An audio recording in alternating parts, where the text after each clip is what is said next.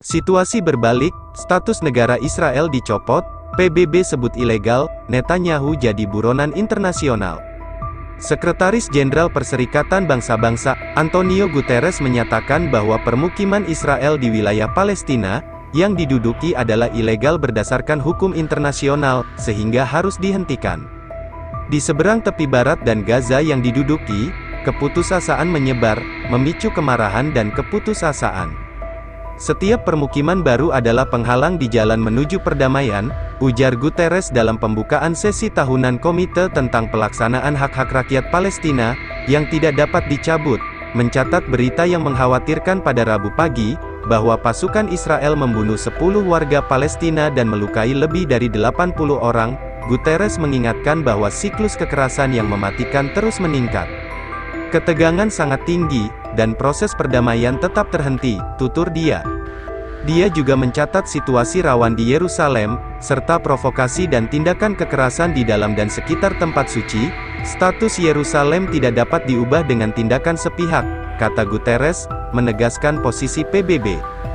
Karakter demografis dan historis Yerusalem harus dipertahankan dan status quo di tempat suci harus ditegakkan, sejalan dengan peran khusus Kerajaan Hashemite Yordania, ujar dia. Sekjen PBB itu mengatakan, tujuan akhir dari penyelesaian konflik berkepanjangan, Israel-Palestina adalah untuk mengakhiri pendudukan, dan mewujudkan solusi dua negara. Mahkamah Internasional, ICJ, yang berbasis di Den Haag, Belanda, akan mengadakan sidang pertamanya dalam kasus gugatan genosida, oleh Afrika Selatan terhadap Israel.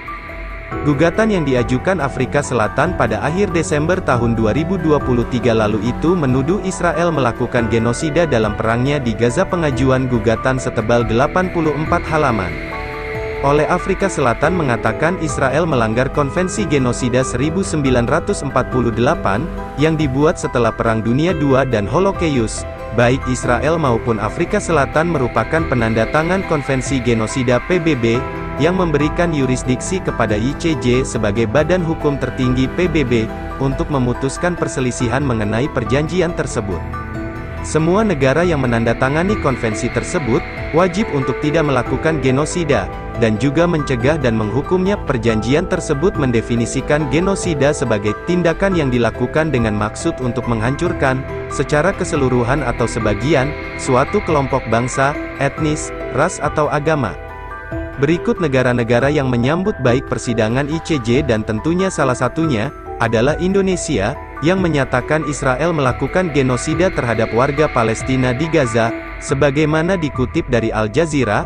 Amerika Serikat, AS menjadi salah satu negara yang menyuarakan penolakannya terhadap kasus genosida tersebut. Juru bicara Keamanan Nasional John Kirby menyebut pengajuan Afrika Selatan tidak pantas.